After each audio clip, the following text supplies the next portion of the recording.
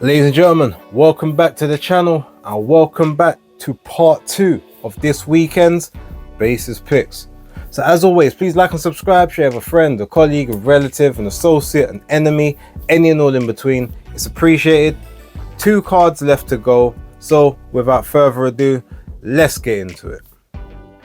Okay, so look, the first card, we've got to go to Top Rank. This is taking place in Phoenix, Arizona.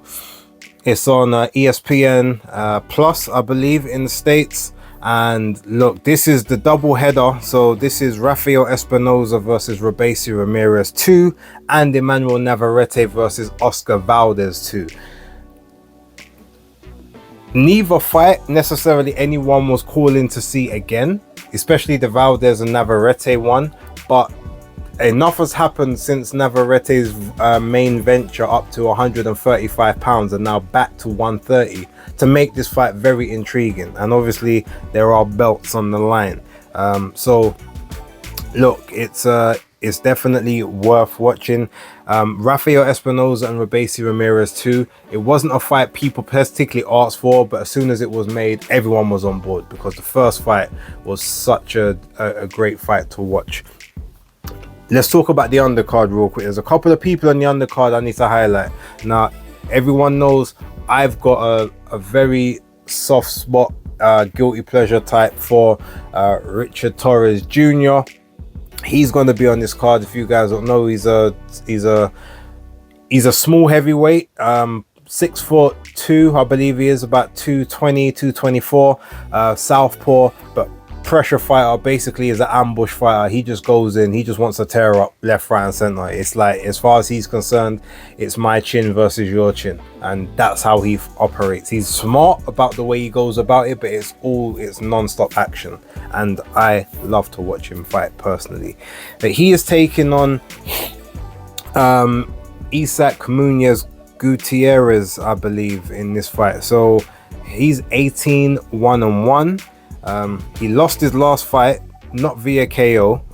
That's the first thing we'll state.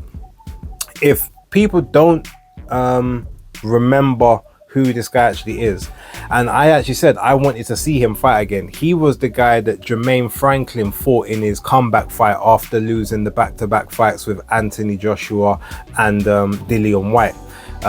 Munoz, and he looked like he was out of shape in that fight. But the fundamentals that he showed me in that fight, I said I want to see this guy fight again. Now, since that time, he actually has had a 4-rounder back in September. I didn't know about the 4-rounder, didn't see it. I think it took place in Mexico.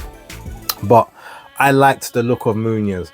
And in this fight, seeing Munoz against Richard Torres, I think this is going to be a tremendous fight. Now, Torres is 11-0 with 10 KOs. Munoz has got a chin. Now look, Jermaine Franklin isn't the hardest of punchers, but he hit that man clean with several shots outside of obviously the good shots that were blocked by Munoz, but he hit him clean on numerous occasions, and Munoz literally ate those shots, carried on as if nothing was bothering him. So the attritional side of Torres could potentially kind of get that done, but I think this is going to be a very difficult fight for Torres, because I think Munoz is going to be able to last the pace because he's not going to be throwing at the same rate. And if Torres, if he overexerts himself early, it could be very interesting down the stretch. But I do see him getting through this fight, and I do see Torres just using that little bit of extra experience to get through the troublesome moments that he will have in this fight. I've got no doubts in my mind he is going to have a hard night's work with this one. But I do think he wins. I think it goes the distance. I think he wins via a points decision. Now, the next fight, Giovanni Santillon versus Frederick Lawson. I'm not even going to talk too much about this one. This is Giovanni's comeback fight after losing to Brian Norman Jr.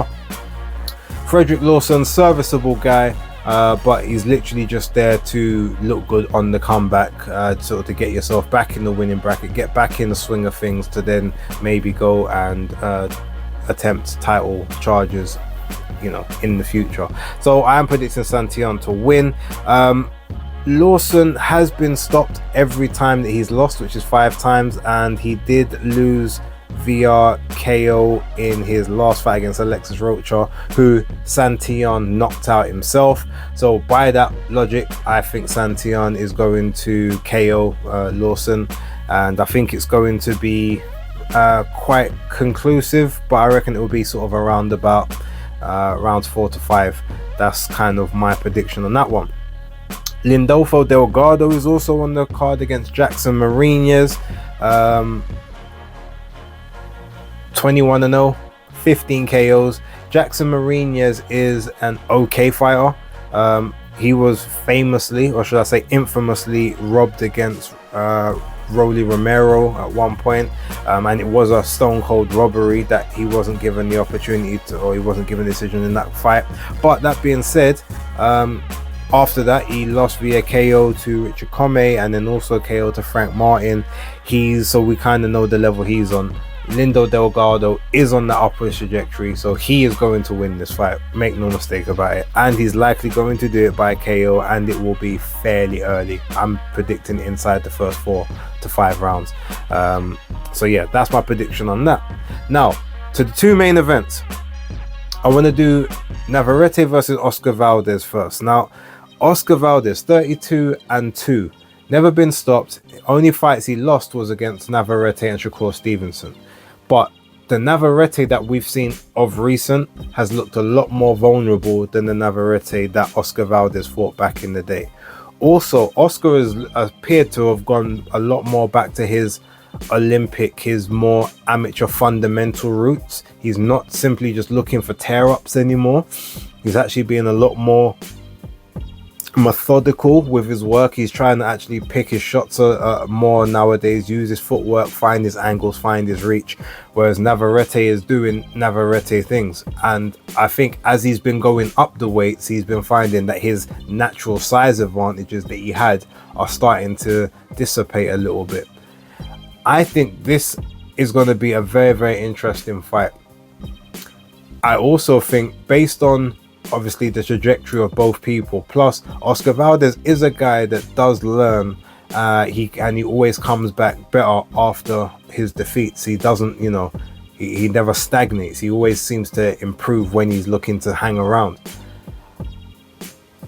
I don't know why, but I see Oscar Valdez winning this fight. I think Navarrete is gonna basically fall into a lot of his old tropes. I don't think they're just going to be as successful as they used to be. I think Oscar Valdez will have made necessary adjustments for some of that stuff, and ultimately I think he's going to do enough in the rounds, make enough rounds conclusive to get them on the scorecards, and I do think Oscar Valdez will win the fight via probably a split decision, but that's the prediction I'm going with there. Now Rafael Espinoza versus Robesi Ramirez. Now the first fight was a great fight. It was an amazing fight. Robesi Ramirez, I think, got knocked down twice in that fight, but managed to see the final bell.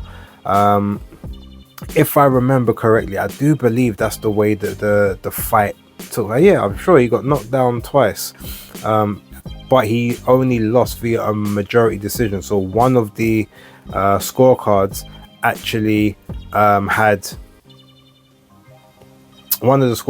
it a draw.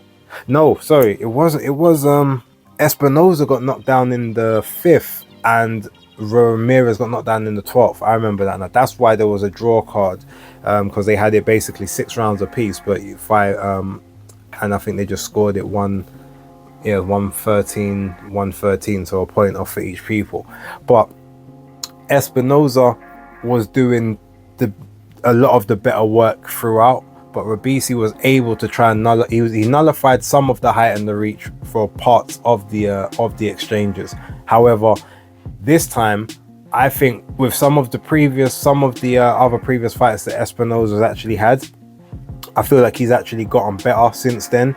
He's grown into his role as champion, and although Robesi Ramirez has certain attributes and qualities to be able to compete and try to negate parts of the 6'1" frame of Espinoza, I think Espinosa's been hitting harder recently, especially that fight he had with Sergio Chirino Sanchez.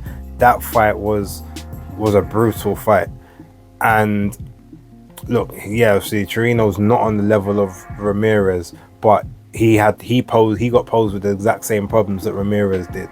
And I think because of that, Espinosa is going to come out even more aggressive in this one. He's gonna basically take the fight more to Ramirez and have him having to sort of counter. I see Espinosa getting it job done a lot more conclusively this time. So we're even talking a unanimous decision, or we're talking a stoppage, probably earlier. If they remember, the knockdown happened in the 12th. I reckon this time he probably will get him to the canvas a lot sooner in the fight, maybe the 7th or the 8th, and carry on a sustained attack and take it to the point where Robeisy Ramirez either just has to stay down, the referee waves it off, or the corner throws in the towel. So that's my prediction. Rafael Espinosa to win this fight conclusively as opposed to the last one. Okay, now this is a fight that I almost forgot about this weekend. There's so many different events going on, but we've got Ryan Rosicki versus Yamil Yamil Alberto Peralta. Now, the reason this fight is, so consequential, especially to me, number one, I like watching Ryan Rosicki fight, but number two, he's been the mandatory for Noel Gavor Mikhailian for the last year and a bit. They've had 3 fights which have been signed and dated and have been cancelled due to different reasons, all via Don King Promotions. And as that has been the case, it has actually left Ryan Rosicki incredibly inactive over the last year and a bit. The first fight I think he had initially ready to sign with Noel Gavor was back in summer of 2023. That fight didn't take place. It was then rescheduled, I think, for March, and then I think it was rescheduled again for like July, or between July or August time, and then it was finally supposed to happen, I think, in October. But apparently now there's some contractual dispute between Noel Gavor and Don King. So this fight has been the long curse fight. However, what the WBC have done, rather than strip Noel Gavor, which, to be honest, if he can't defend his belt, he should be stripped or made champion emeritus, they've put an interim WBC cruiserweight title on the line in this fight, which obviously guarantees the winner either a fight with Noel Gavor next, or if he does end up getting stripped, then whoever wins will be elevated to that shot. Now, you look at the 2 records. You've got Ryan Rosicki, who is 20-1. His only defeat was against Oscar Rivas up at Bridgerweight, which he took on short notice to have that fight, and ended up giving Oscar Rivas all he could handle. No one was expecting Rivas to have to work as hard as he did in that fight. Rosicki, and the joke is he's got 19 KOs on his record. The only person who he's not knocked out was Yamil Alberto Peralta. This is actually a rematch from their first fight, which initially he won via split decision, but the decision was allowed to stand. But in terms of, like, it was for an initial belt, I think it was like a WBC silver belt or something like that. The WBC heard complaints from Peralta's team and decided that they would change the result in terms of the belt to no contest, so the belt no longer came up on the line. Long story short, there was 3 Canadian judges there. Peralta's team weren't happy that there was even no I guess impartial neutral judge, and there was no Argentinian judge or from elsewhere. So yeah, based on that, WBC listened and they said, okay, fine, we'll rule that as a no contest. So now we get the rematch to that, I think 2 and a bit years later. With that, now you've got Peralta, who actually fought back in March, so he has been a bit more active as of late. And obviously you've got Ryan Rosick, who hasn't fought since, like, I think last year spring. Obviously not his fault, but it is what it is. I think though, the amount of frustration that he's had for this Noel Gavor fight and the fact that it hasn't taken place, I have a feeling he's gonna look to exact that revenge on Peralta. He's just he's a madman, put it this way. If you've not seen Ryan Rosick fight, you need to. But he is like, everything is just, it's like he's got this internal rage inside him, and he just has to let it out at some point. And I think that Peralta is going to suffer the wrath of that this weekend.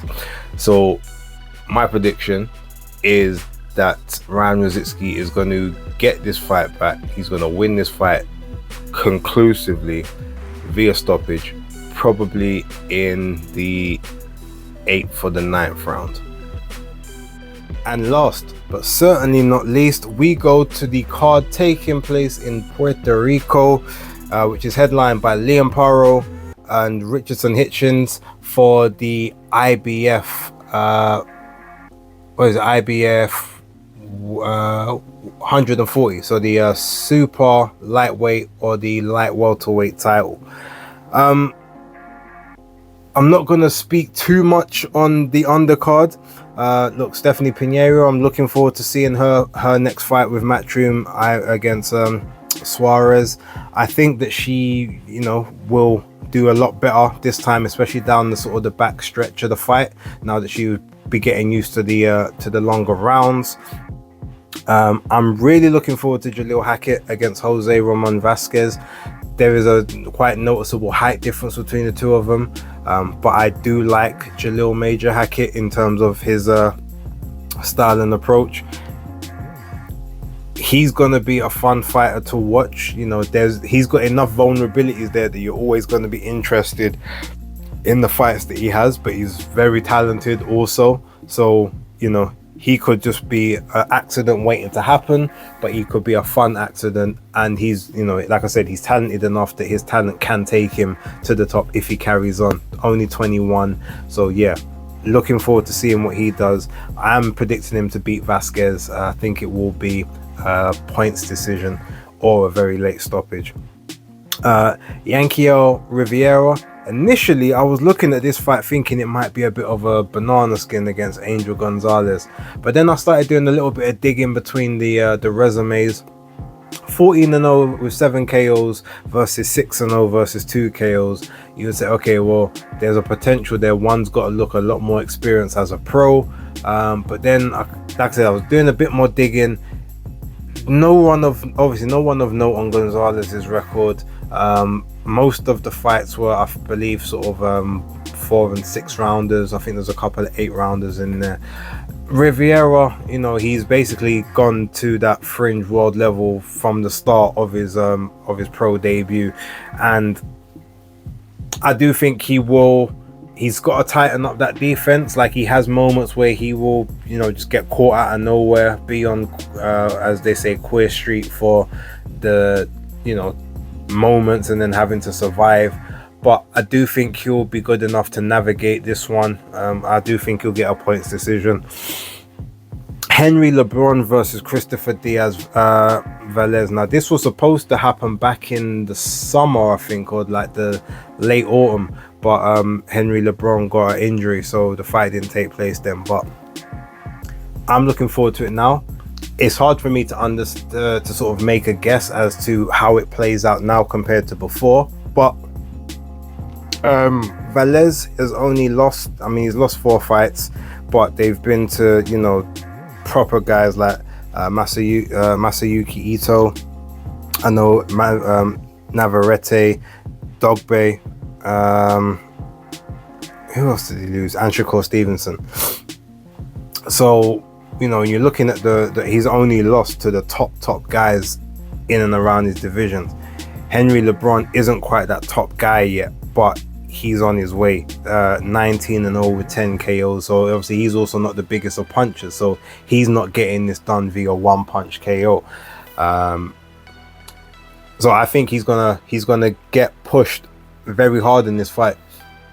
I do think Velez is looking to basically, he's looking at this as his world title shot, his chance to be back at that level, and he wants those world titles. Plus 29, his 29 victory, I think he's got like 19 or 20 KOs. He's going to be coming for the head of Henry LeBron. But I do think that just due to the talent, you know, one is on their way down, one is on their way up. But I think the guy on his way up is just crossed over already. So while it's going to be a very hard fight for LeBron, and I don't envy him being in this fight, I do think he's going to be in a war from round one. But I do think his natural boxing abilities, his trajectory, and his ability to be able to make adjustments on the fly is going to be what holds him in good stead. I do see him making it through, and I do see him just about getting through the decision, like whether it's a majority or a split. I do think he gets it, and I don't think it will be contentious when that does happen. Now, moving to the main event, because I don't really want to talk about Mark Castro. I've not really been impressed with him. I would expect him to get the victory, but yeah, not really anything of note for me to worry about. I'm looking at Liam Paro versus Richardson Hitchins. Now, Paro 25-0 with, I think it's 14 KOs if I'm not mistaken, and Richardson Hitchins is 18-0 with 7 KOs. Now, if you look at the two of them, Hitchins is the slightly taller of the two, much rangier of the two, probably has had the deeper amateur background, sort of gone through the amateurs in a lot more of a succession. That's what they do in the States, especially the era just before this one particularly. But Paro has had more work on the on the ground, learning this trade. Yeah, there's been a lot of gimme fights in Australia, but he also took some very stern tests as well. He's very well accomplished, very improved. Everything he does it well. He's a student. He doesn't take anything for granted. He works hard. And look, you know what they say about hard work beating talent when talent don't work hard. I think Hitchins is the more talented naturally of the two, but I definitely think of the two of them, you got Liam Paro is the workhorse. He's the guy that's there putting in those hours, just trying to get better incrementally. The way I see this fight though, and this may be a bit different to others, while I think that Liam Paro is on a crest of a wave at this point, he's got a lot of momentum from the Subriel Matias fight, the Brock Jarvis fight, the Montana Love fight. Those guys are all a very different type of opponent to Richardson Hitchins. They are, you got Matias, who's obviously a pressure fighter, which Liam Paro is happy with, being a boxer puncher by trade. Look for those counters and everything like that. Everyone else he fought was also boxer puncher similar to him, so same type of style, is able to adjust. Richardson Hitchins is a very essential pure boxer by every stretch of the word. He hangs back, he only shoots when he finds those openings. He goes to keep himself safe at all times, and he will keep you behind the sharp jab and walk you onto those backhands if you get a bit too froggy a bit too often. The only way to combat that is to constantly be on his chest, in his face, double jabbing your way in, pushing him back, keeping him having to work, keeping him having to throw his hands and hoping that he gets tired. That's not Liam Paro's game. Liam Paro is a guy that's going to look to throw those counters, or he might throw a little burst if someone is coming towards him, and then tie up, spin off, and then reset and go again. Hitchins is not going to be there to be engaging, like from the first moment to the last moment. He's going to hang back. He's going to make Liam Paro have to come to him, and with having to come to him, you may have to eat shots on the way in. And doing that, even if the shots ain't necessarily hurting at the start, number one, there's accumulation, but number two, they're all scoring. and then you just might be slowly losing those rounds, hoping now that you just get one big shot where you manage to take him out. Stylistically, I think Hitchins has got the style for this bout, and as much as I know that they've got a lot of plans that they're trying to put in place for Liam Paro at the moment, something tells me that Richardson Hitchins is here to spoil the party, and I think he will do. I think he gets a points decision. I don't think he's able to knock out Paro, but I do think he gets a points decision. It may even be slightly contentious with some people in their minds. I'm not sure if I'd say it would be a split or a unanimous, but I do think that, to me, he would have won enough rounds to get the victory at the end. So I'm going with Richardson Hitchins to cause the upset as the mandatory to win the fight. No rematch clause, obviously, when it's a mandatory situation, although this didn't go to purse bid, so they probably have put something in place, because I know that George Kambosa's fight is something that they are looking for. But look, that's my opinion. Leave your comments down below, let me know what you think. Thank you guys very much for watching, and apologies for the length and the time that these videos are coming out, but what else can we do? But for right now, don't forget to like, subscribe and share, and part 2 of Basis Picks locked.